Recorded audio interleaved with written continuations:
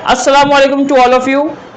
आप लोग का साइंस वन का पेपर आज बहुत ही इजी पेपर था और आप सब ने बहुत बेहतरीन तौर पे इसको हल भी किया, लिखा भी है। अब बात आती है साइंस टू की, और बोर्ड में एक पैटर्न ये भी रहा है कि जब कभी पेपर वन इजी आता है तो पेपर टू बहुत डिफिकल्ट होता है बच्चों के लिए। ये हमने अलजेब्रा ज्योमेट्री में ऑलरेडी देख चुका है। अलजेब्रा इजी था तो ज्योमेट्री बहुत ही अजीब था, डिफिकल्ट तो नहीं था लेकिन बहुत अलग था, और अलग था इसीलिए वो डिफिकल्ट हो गया।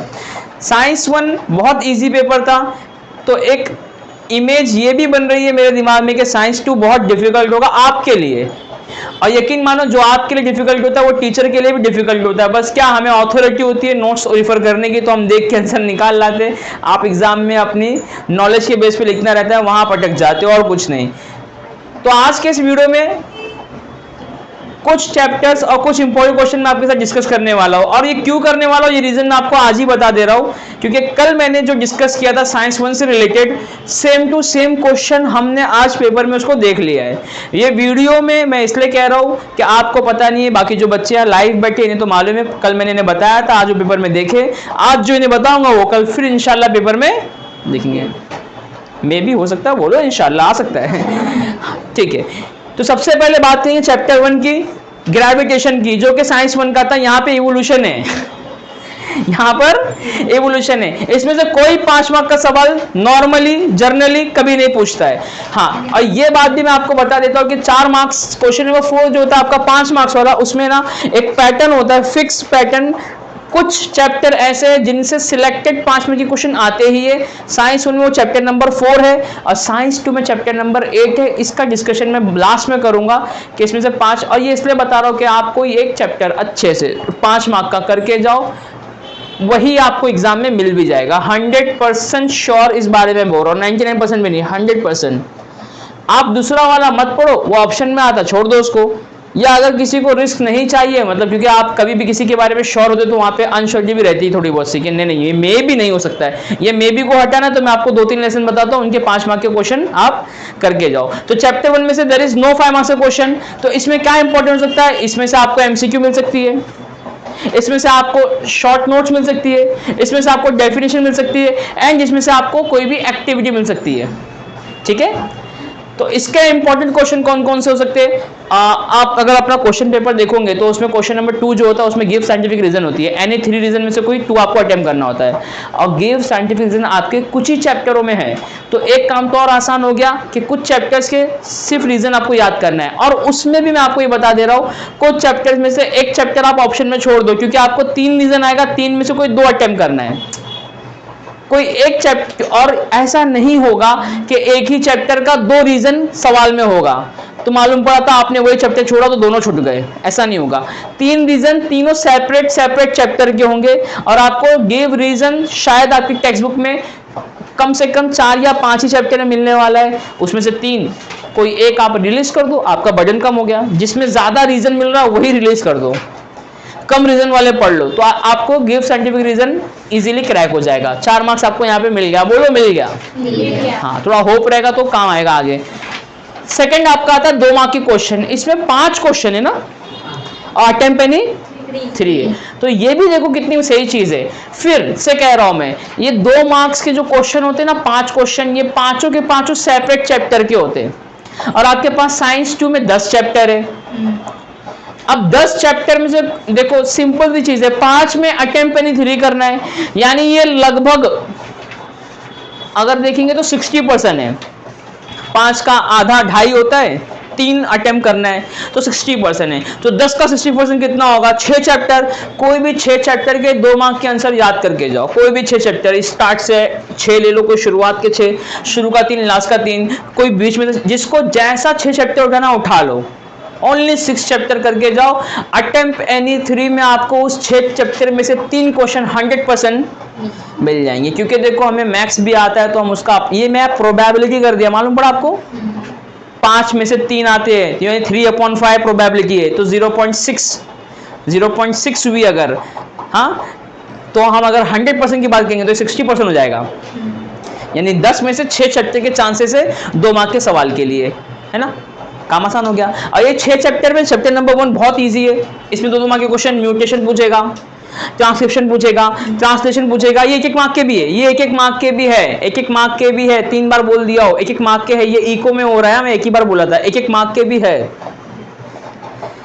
इसमें और 2 मार्क के क्वेश्चन जो है ना वो डार्विन, हाँ डार्विन का 3 मार्क का सवाल यहां से मुझे कौन सा लग रहा मालूम है, evidence, natural selection, theory of natural selection and their evidence. Evidence के साथ आएगा 4 एविडेंस है आपके बुक में, सॉरी 5 है शायद, पैलेंटोलॉजिकल है, हाँ एनाटॉमिकल है, हाँ और क्या है, मॉर्फोलॉजिकल है, एम्ब्रियोलॉजिकल है, फॉसिल्स है, फॉसिल 2 मार्क का अलग से भी आता है, फॉसिल 2 मार्क का अलग से भी आता है। यानी देखो मैं आपको यही तो बता रहा हूँ कि यहाँ पर आप वीडियो, और हाँ देखो वीडियो को लास्ट तक देखो, आपको हर चैप्टर्स के रिवीजन आपको इसी वीडियो में मिल जाएंगे। फॉसिल्स क्या होता है, remains in the soil. Embryological evidence क्या होता है कि at embryo level all species have similar structure.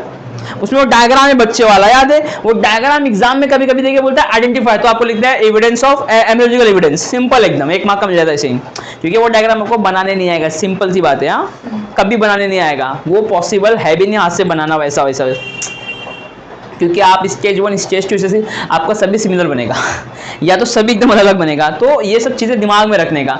अच्छा अगर मैं इसकी बात कर लूँ, एक आपका था वेस्टिजल ऑर्गन भी था, है ना, ये अलग से भी आता है वेस्टिजल ऑर्गन। एग्जाम्पल अगर डालोगे तो अपेंडिक्स उसका बेस्ट एग्जाम्पल, और विजडम टूथ भूल गए, याद है ना, टेल भी है, टेल, हाँ टेल बोन। तो ये 2-3 नाम मैं आपको बता दिया, 2 तो डालना ही रहता है। ये चैप्टर 1 का आपका कोई रिवीजन हो रहा है, समझ में आ रहा है, विदाउट बुक खोले। ये बुक दिख रही है बनने तो मालूम पड़ा नीचे से देख रहे हैं, नहीं दिख रही, ये बनती है, मतलब मैं यहाँ पे तारीफ भी कर रहा हूँ अपनी के, मुझे आता है। ट्रांसक्रिप्शन, ट्रांसलेशन क्या होता है, transcription conversion of DNA into RNA, translation conversion of RNA into protein, translocation change of codon in a given sequence. एक कोडोन कितने उसका होता है, ट्रिपलेट कोडोन नाम सुनोगा, 3 न्यूक्लियोटाइड को एक साथ मिला के पढ़ते हैं एक कोडोन, ये सब मैं आपको शुरू में बताया हूँ, ठीक है, क्योंकि एक बार ऐसा भी आया question, define codon and transcription, 2 मिलाकर 2 मार्क के। तो कोडोन क्या है, it is the triplet form of nucleotide, nucleotide होते हैं ATGC, क्या होते हैं, तो 3 को जब साथ में लिखते हैं तो ये 3 को मिला के बोलते हैं एक कोडोन। अगर एक कोडोन अपनी सीक्वेंस से यहाँ से उठ के यहाँ आ गया तो इसको बोलेंगे ट्रांसलोकेशन, सिंपल भाषा में एकदम अपन ने डिस्कस कर लिए इसको। इसके आगे डार्विन की थ्योरी क्या है, section all living organisms are arrive from the common ancestor, इसी थ्योरी के ऊपर उसने एविडेंस पेश किया है। मॉर्फोलॉजिकल में उसने ये दिखाया कि भाई हाथ है, शेर का पंजा है, चिमगादड़ का पंख है। एनाटॉमिकल में दिखाया, एनाटॉमिकल में क्या दिखाया कि ये सब क्या स्ट्रक्चर क्या है, सेम है, मतलब ये लोग कहीं भी ना कहीं सेम एंसेस्टर से आए हैं, कॉमन एंसेस्टर थ्योरी इसमें प्रूव हो गई। आप इसके बाद अगर बात करेंगे तो लमार्क भी इसके अंदर है, कौन है लमार्क। अच्छा डार्विन थ्योरी और भी, डार्विन का नेसेशन थ्योरी को एक ये बोलते हैं फिटनेस थ्योरी बोलते हैं, डार्विन थ्योरी को याद कर लो, हाँ डार्विन फिटनेस थ्योरी आएगा, those who are fit in the nature they will survive, कमजोर को क्या है मौत है, याद है, वेरी गुड, हाँ जो वीक है उसको मरना पड़ेगा, जो मजबूत है वो जिएगा। लमार्क का क्या आता है, लमार्क का क्या था, use and disuse, use and disuse of organ, बस इतना भी लिख कर है ना 1 मार्क आपको मिल जाता, 2 मार्क ना भी मिले तो 1 मार्क आपको मिल जाता। देखिए मैं क्या कह रहा हूँ, जब इतना पढ़े तो पूरा 2-2 मार्क क्यों ना ले हम, ठीक है, तो उसको अच्छे से पढ़ लेना। एग्जाम्पल्स में जिराफ बाबा है, ठीक है। उसके बाद है आपका स्पेसिएशन, स्पेसिएशन मेरे को लगता तो नहीं आएगा इसलिए इसको मैं डिस्कस नहीं कर रहा हूँ, आ गया तो मेरा लगा हुआ गलत हो जाएगा और कुछ नहीं होगा। इसमें जो पहला एक्टिविटी कर वो तो आपको मालूम है, एविडेंस, 4 एविडेंस के नाम लिखने हैं, ठीक है। इसमें रीड द फॉलोइंग स्टेटमेंट है और जस्टिफाई करना है। इसमें जो है ना मैं आपको बताता हूँ जो आने के चांसेस है, स्टडी ऑफ फॉसिल वाला एक करके जाना अच्छे से, ठीक है। राइट शॉर्ट नोट्स में सब करके जाओ, connecting link, evolution, embryology, Darwin theory और लमार्किज्म, ये तो सब अभी मैंने बताया हूँ, है ना, तो ये तो सब आपको आता ही है। Define vestigial organ, right names of some vestigial organ, ये भी हमने भी डिस्कस किया, उसमें नेम भी बता दिए थे, विजडम टूथ है, अपेंडिक्स है, हाँ टेल बोन है, इसको एक अच्छे से पढ़ के जाना। उसके बाद आंसर द क्वेश्चन में जो है ना, देखो डिफाइंड फॉसिल इसमें भी है ई पर, और मैंने आपको शुरू में कहा था कि ये 2 मार्क का अलग से पूछता तो ये वही क्वेश्चन है। उसके बाद right evolutionary history of modern man, कभी नहीं आता है डोंट टेक, कभी नहीं आता है। हाँ इसमें ये आ सकता है कि वो how are hereditary changes responsible for evolution, या फिर फॉर्मेशन ऑफ कॉम्प्लेक्स प्रोटीन, ये पूछा था एक बार, फॉर्मेशन ऑफ कॉम्प्लेक्स प्रोटीन पूछा था एक बार, हाँ कि प्रोटीन बनता है कैसे, कॉम्प्लेक्स प्रोटीन। आओ चैप्टर 2 पर, ये मस्त चैप्टर है। चैप्टर 2 की अगर बात करेंगे तो इसमें 5 मार्क का आने का चांस है। अब वो सवाल है आपका क्वेश्चन का, टेक्सुअल क्वेश्चन। और हाँ, फिर से देखो एक बात हो रही है कि आप अलजेब्रा की बात कर लो, ज्योमेट्री की बात कर लो या साइंस 1 की बात कर लो, जो हम कहते हैं टेक्स्ट बुक के बाहर का सवाल होता है ना, उसमें सब टेक्स्ट बुक के बाहर का नहीं होता है। बात मैं अलजेब्रा की करूंगा तो वहां पे 3 क्वेश्चन था 4 मार्क का, आर्ट एंड पेनिंग 2 बोला था, वहां पर एक क्वेश्चन एकदम टेक्सुअल था। वो कौन सा था? T19 है ना, SN वाला, मतलब AP का एकदम सेम टू सेम टेक्सुअल था। ज्योमेट्री की बात करेंगे तो वहां पर कोऑर्डिनेट का क्वेश्चन सेम टेक्सुअल था, आपके प्रॉब्लम सेट में क्वेश्चन नंबर 14 था वो। इसी तरह साइंस 1 को देखो तो AC जनरेटर जो आज आया ये टेक्सुअल है। आगे जो वो होमोलोगस सीरीज था और वो कार्बन कंपाउंड का था वो नॉन टेक्सुअल था। मतलब वो ठीक है टेक्स्ट बुक का ही पार्ट है, लेकिन वैसे सवाल नहीं थे एक्सरसाइज में। तो आप ये बात साइंस 2 में भी अप्लाई करो कि जो क्वेश्चन टेक्सुअल है 5 मार्क के सवाल टेक्स्ट बुक में, उनमें से एक टेक्सुअल क्वेश्चन आपको मिलेगा। अभी कल भी तो 2 सवाल मिलेंगे ना टेम्पनी 1, तो एक 100% बेस होगा टेक्सुअल और एक मॉडिफाई करके आ रहेगा टेक्स्ट बुक से, यानी 2-3 क्वेश्चनों का इकट्ठा करके आया रहेगा। ठीक है, इसलिए मैं टेक्सुअल क्वेश्चन भी आपको बता रहा हूँ कि ये 5 मार्क के आने के चांस है, तो उसी को अच्छे से करो। क्या पता वही आ जाए तो वही करो, अटेम्प्ट दूसरा वाले को तो देखो भी मत। मैं दूसरे कहता हूँ, और जब आपको ना एग्जाम हॉल में लिसन दिया, जब आपको 2 आंसर आपको दिए हुए वहाँ पे आपको दोनों आते अगर, तो आप क्या सोचते हो मालूम है? दोनों से कौन सा लिखूं? मैं कहता हूँ दोनों में से पहला जो आपको लग गया ना कॉन्फिडेंस जिसमें कि हाँ ये मेरे को आ रहा है पूरा, लिख दो। दूसरे पे बैठ के सोचो मत कि हाँ इसका लास्ट टाइम मुझे आता है कि नहीं आता है। और टाइम मिला तो दोनों लिख दो। अगर टाइम बचा तो ऑप्शन वाले भी क्या करो, लिख दो। तो एग्जामिनर को जिस पे ज्यादा मार्क्स देना रहेगा वो दे देगा, जिस पे ज्यादा देगा वो काउंट हो जाएगा। हमारा मसला खत्म हो गया कि क्या लिखे क्या नहीं लिखे। चलो आगे बढ़ते, वीडियो को लंबा नहीं करते। इसमें पेज नंबर 21 पर आओ तो क्वेश्चन नंबर 5 देखो, हाउ एनर्जी इज फॉर्म्ड। ये प्योरली 5 मार्क्स का क्वेश्चन है जो टेक्सुअल है। ठीक है, इसको आपको बॉक्स भी सही करना रहता है। बॉक्स पे आपको देखो 2 खाली डब्बा, यानी 1 मार्क्स मिल जाएगा। 2 डब्बा सही करोगे तो 1 मार्क मिल जाएगा, या 1.5 भी मिल सकता है, क्योंकि इसको रीअरेंज भी करना पड़ता है। कभी कभी रीअरेंज वाला भी होता है, ये रीराइट लिखना, वापस से करेक्ट लिखना रहता है। ओके, इसमें explain the Krebs cycle with reaction जो है ना वो कभी नहीं करना। ये 5 मार्क्स से भी बड़ा क्वेश्चन है। ये 11-12 में करना मजा आएगा। क्रेब्स साइकिल, ये TCA साइकिल आप चाहो तो ऐसा दिखा सकते हो। यहाँ पे कहीं थी TCA, ये है ऐसा 10 का कैमरा, हाँ ये होती है TCA साइकिल। तमाम रिएक्शन साइकिल में पड़े हुए, मत देखो उल्टी आती है, इधर देखो। इसमें गिव साइंटिफिक रीजन है ABCDE, है ना, 5 रीजन है। 5 रीजन इजी है, कर लेना। इसमें डिस्टिंग्विश भी है, और डिस्टिंग्विश एग्जाम में एक आता है ये कहीं ना कहीं से घूम फिर के। तो आपको बेसिकली इसका मिलेगा डिस्टिंग्विश। और चैप्टर 2 में डिस्टिंग्विश ज्यादा चांस इसका होता है मालूम है, मियोसिस और माइटोसिस। ना भी आए अगर तो सेपरेट मियोसिस आया तो डिस्टिंग्विश वाले पॉइंट वहां भी जाते हैं, सेपरेट माइटोसिस आया तो भी पॉइंट वहां पे। इसलिए आप डिस्टिंग्विश तो अच्छे से याद करो मियोसिस और माइटोसिस के। ये 5 मार्क का भी सवाल है। मियोसिस माइटोसिस 5 मार्क में भी जाएगा, जहां पे डायग्राम के साथ पूछ लेगा। पांचों फेज बताने होंगे आपको। उसमें प्रोफेज 1 होता है, एनाफेज, मेटाफेज, ट्यूलोफेज, हाँ वो आपको पूरा डिस्कस करना होता है कि सब में एक दे लाइनें रीड करो, समझ में आएगा, कोई मसला नहीं है। इसमें डेफिनेशन है, न्यूट्रिशन है, न्यूट्रिएंट्स है, प्रोटीन से, सेलुलर रेस्पिरेशन है, एरोबिक रेस्पिरेशन है, ग्लाइकोलाइसिस का चांस मेरे को लग रहा आ सकता है, और न्यूट्रिशन का आ सकता है। इसमें से डायग्राम की अगर बात करेंगे तो क्रोमोसोम वाली एक्टिविटी मिल सकती है आपको, जिसमें P arm, Q arm, centromere वो लिखना रहेगा। और मियोसिस माइटोसिस को आपको आना चाहिए डायग्राम ड्रॉ करने के लिए। अल्हम्दुलिल्लाह। और इसमें बोर्ड का मस्त एक क्वेश्चन है जो आता है हर बार, तो मैं तो कह नहीं सकता, लेकिन इस बार नहीं चांस है, वो है schematic representation of mitochondria. Page number 14 पर माइटोकॉन्ड्रिया का डायग्राम है, वही डायग्राम आप देख कर जाओ। कभी आ गया तो बना देना, नहीं आया तो कुछ नहीं बनाना, उसमें क्या है। अच्छा, तो हमने साइंस में बहुत से चैप्टर को देख के गए थे, कुछ भी नहीं आया था उसमें से, स्पेस मिशन में से क्या ही आया एक्टिविटी के अलावा, है ना। लाइफ प्रोसेस 3 में आ जाओ, पार्ट 2 में, मतलब चैप्टर नंबर 3 में आ जाओ। इसमें आप ना सबसे पहले ये देख लो कि 2 टाइप के इसमें रिप्रोडक्शन है, सेक्सुअल और असेक्सुअल। सेक्सुअल में बाइनरी फिशन है, सॉरी असेक्सुअल में बाइनरी फिशन है, मल्टीपल फिशन है, फिर तुम्हारा बडिंग है। ठीक है, ये तीन जो है ना ये यूनिसेलुलर में, असेक्सुअल यूनिसेलुलर में अलग है और असेक्सुअल मल्टीसेलुलर में अलग है। 3 यूनिसेलुलर में आते हैं, बाइनरी फिशन, मल्टीपल फिशन और बडिंग।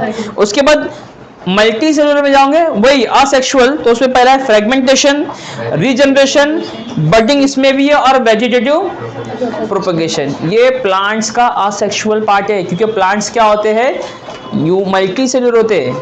एक क्वेश्चन ऐसा भी आया था कि right the asexual types of asexual method of reproduction in plants. वहाँ पे मल्टी सेल नहीं बोला, बुक में बोला मल्टी सेलुलर ऑर्गेनिजम्स। तो हमको समझना है मल्टी सेलुलर ऑर्गेनिजम्स क्या होता है, प्लांट होता है। तो प्लांट का पूछा तो ये लिखेंगे, माइक्रोब का बोलेगा तो यूनिसेल का डालेंगे। अंडरस्टूड? इसमें डायग्राम जो ना हाइड्रा का डायग्राम दिख रहा है,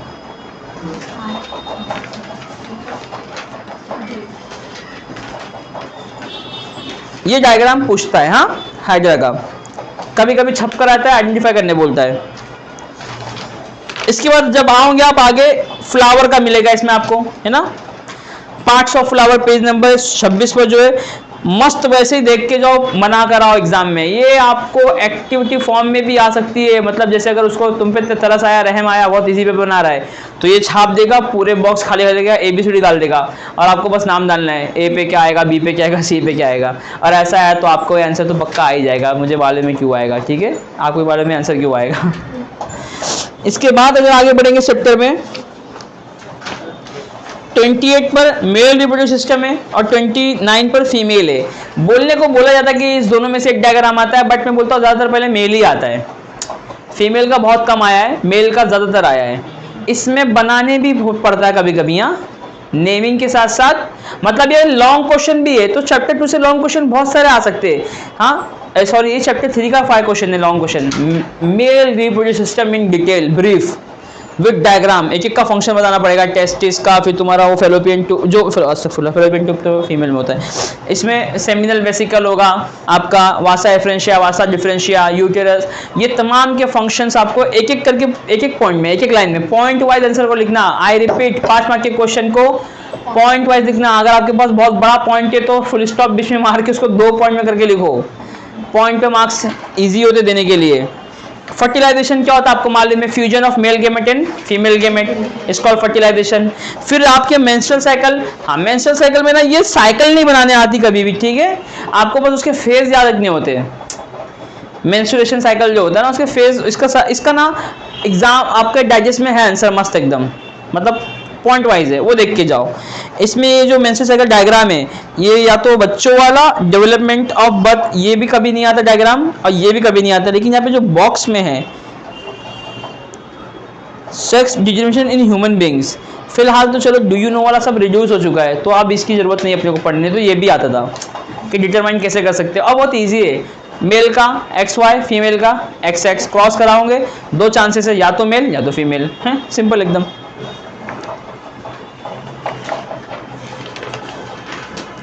हाँ बेटा, इसमें आप ये अच्छे से करके जाना। अब इन IVF ये 2 मार्क का भी पूछेगा, ये 3 मार्क का ही पूछेगा। 3 मार्क का पूछेगा तो इसमें एक क्वेश्चन और ऐड कर देगा, स्पर्म बैंक ऐड कर देगा, या फिर सरोगेट मदर ऐड कर देगा।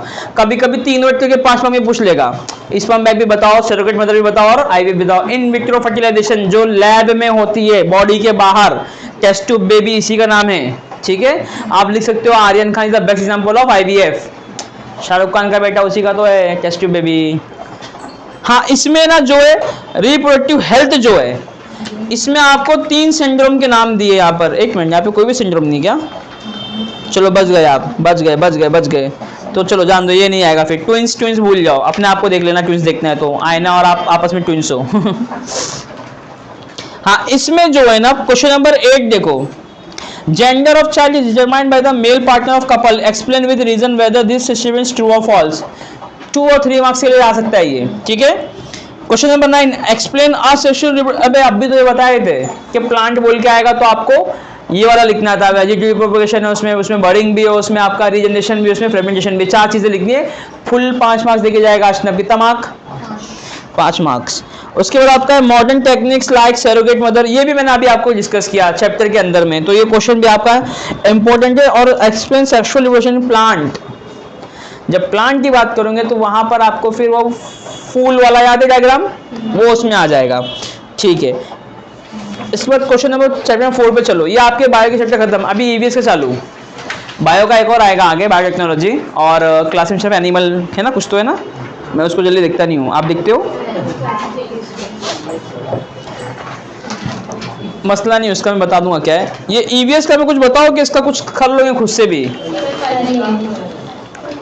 है ना। ईवीएस का तो कुछ ना कुछ तो इसमें आपको लिखना ही है। ईवीएस के सवाल ये इसीलिए आते कि कुछ तो लिख ले, या आते इसीलिए कि कुछ तो लिख ले इसके अंदर, कुछ भी लिख, हर चीज आप खुद एक इन्वायरमेंट का पार्ट हो तो आप लिखो तो इन्वायरमेंट चालू हो चुका है। इसमें पेज नंबर 43 पे देख लो, कुछ सिंबल है, हाँ, उसमें ग्रीन एनर्जी है, सेव वाटर है, और फिर आपका क्लीन। ये सिंबल एग्जाम में कभी कभी देता है, या कभी कभी आपको ना सिंबल ही देगा, बनाने तो कभी नहीं देगा। इसके आपको सिर्फ नेम, इसको सिर्फ आपको क्या करना है, आइडेंटिफाई करना है, नेमिंग करनी होती है।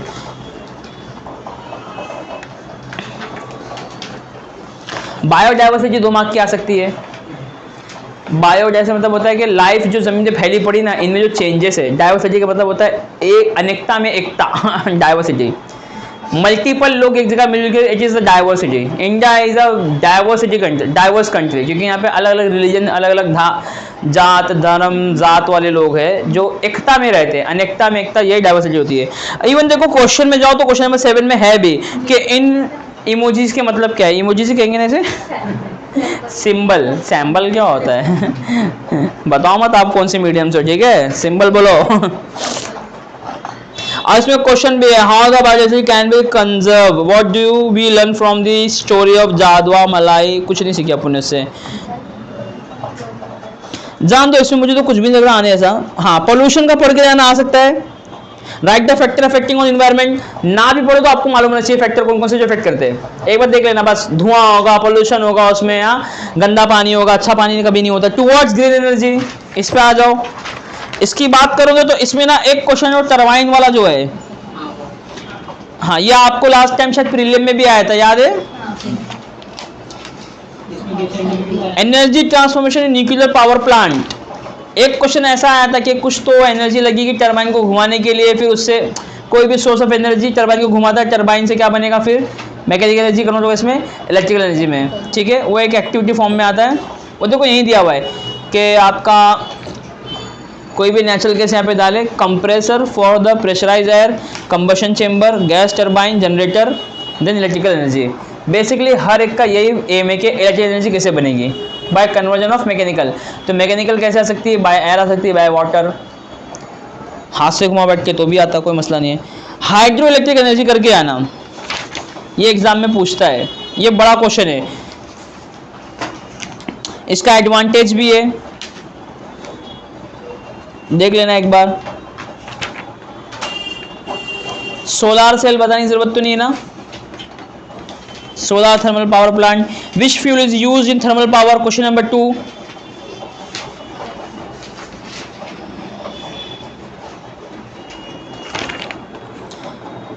इसके रीजन याद कर लेना, शुरू के 2 3 हाइड्रोलिक एनर्जी वाले भी। देखो इसमें है डायग्राम थर्मल इलेक्ट्रिक एनर्जी का। Give your opinion about whether hydro electric plants are environmental friendly और, ये पूछ सकता है, आपको अपना ये देना है। और राइट शॉर्ट नोट्स भी। ग्रीन एनर्जी का बेसिकली पूरा चैप्टर है और ये ज़्यादा मार्क्स का आता है, हाँ, कभी कभी। एनिमल क्लासिफिकेशन, इसमें आपको, हाँ, कुछ चैप्टर में आपकी चॉइस पे छोड़ रहा हूँ, जैसे पढ़ना पढ़ लो इसको।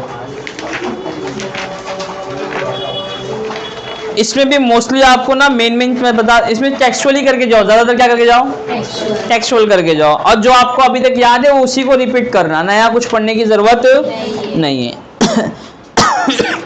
इंट्रोडक्शन टू माइक्रोबायोलॉजी, हाँ, ये इसमें तो आपको पूछेगा कुछ ना कुछ। सबसे पहले माइक्रोबायोलॉजी क्या डिफाइन करने में ये भी आ सकता है। इसके सीधा क्वेश्चन आंसर पे आओ, मैं आपको बताता हूँ क्या क्या इसमें से आने के चांसेस है। इसमें से 5 मार्क के क्वेश्चन आ सकते हैं और वो इसमें से नहीं आएंगे, कोई बात नहीं, इसमें तो 3 मार्क के मिलेंगे। Which fuel is obtain from biomass, biofuel मिलता है, ठीक है। How does the bread become spongy, ये मैं answer the following question number 8 का बता आपको। ये तो ABCD सभी इजी है, ठीक है। कौन सा प्लांट कल्टीवेट किया जाए कि उससे फ्यूल मिलेगा, पढ़ लेना, कोई इशू नहीं है। What are the benefit of mixing ethanol with petrol और एंड डीजल, उसको एवापोरेशन से बचाता है। सेकंड फर्स्ट वाला है कि what is the role of microbe in compost production, compost में माइक्रोब का क्या रोल है, कंपोस्ट को बायो कंपोस्ट करता है और ये अच्छा बनाता है फर्टिलाइजर और कुछ नहीं। आंसर द फॉलोइंग, पांचों के पांचों करके जाना बेटा। इसमें जो एक्टिविटी हो तो आपको करना ही है। साइंटिफिक रीजन 3 ही है इसके अंदर, ये 3 कर लो रीजन। यहाँ से कहा था ना 6 चैप्टर करके जाना, तो एक चैप्टर इसको भी रख लो, 3 ही इसके अंदर। इसमें जो answer the following question number 3,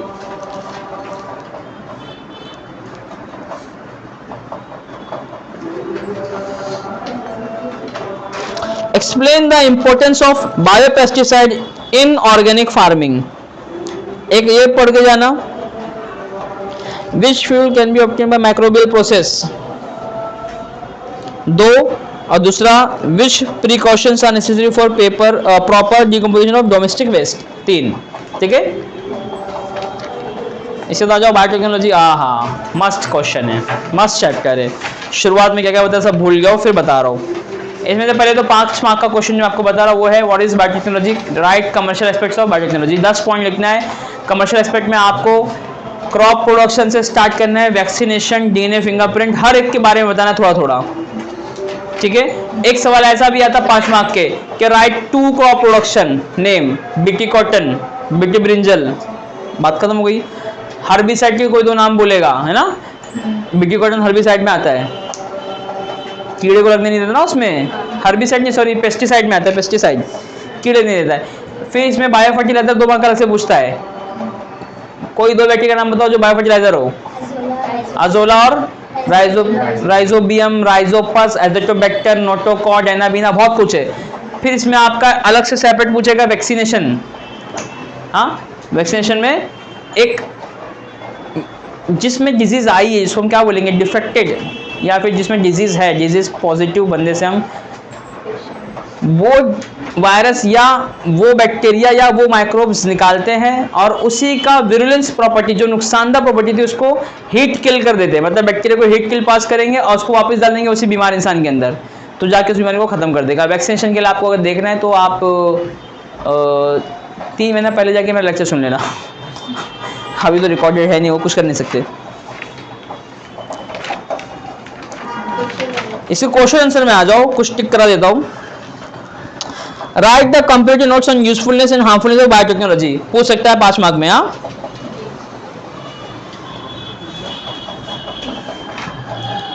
question number 5 in your own word वाला जो है, explain the meaning of vaccination है उसके अंदर, जो मैंने कहा था पढ़ गया ना।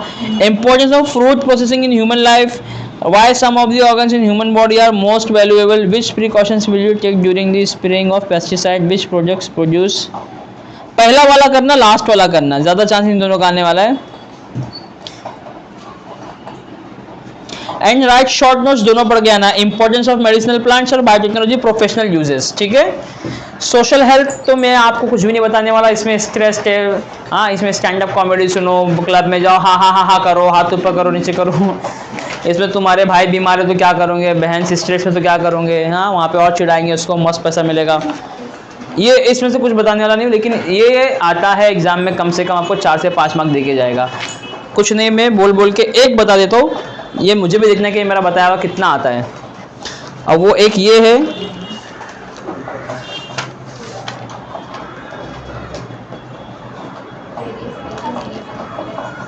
आपको कौन सा लग रहा है? क्वेश्चन नंबर 6 को लग रहा है, क्वेश्चन नंबर 4 लग रहा है। Which are the various ways to minimize stress, है ना। हाँ, मेरे को भी लग रहा है ये आ सकता है, मेरे को 7वां भी लग रहा है, क्योंकि ये कभी आता नहीं, इस बार आ जाएगा। मैंने कहा ना डिफिकल्ट बनने वाला है। डिजास्टर में कुछ बताओ कि डिजास्टर में यहाँ पे करके दिखाओ आपको। एक भी एक्टिव डिजास्टर के आपको छोड़ना नहीं है, सब मालूम होना चाहिए। डेंजर जोन क्या है ना। इसमें कोई बड़ा क्वेश्चन अगर मेरे को दिखता है तो मैं आपको बताता हूं।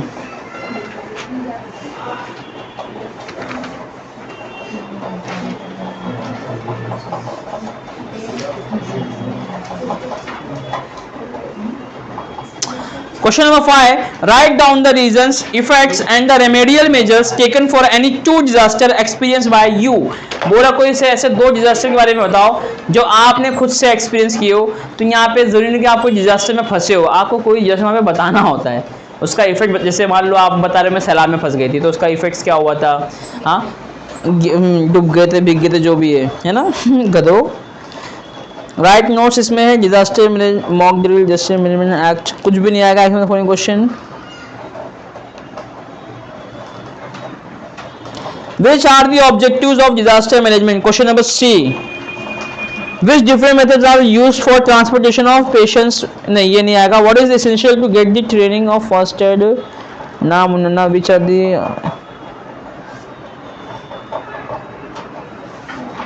चलो मुझे तो इसमें बस एक यही समझना है बी वाला, बाकी इसमें से सब मतलब बाकी ऐसे कि उसको आप ओन वर्ड से लिख सकते हो कि भाई पेशेंट को किस गाड़ी में, एम्बुलेंस में क्यों, ताकि उसको धक्का नहीं लगे, हाँ वहाँ पे उसको फर्स्ट एड मिल सके। फर्स्ट एड लेना क्यों ज़रूरी है कि हम किसी की जान तुरंत बचा सकें, वो सब आप पढ़ लेना।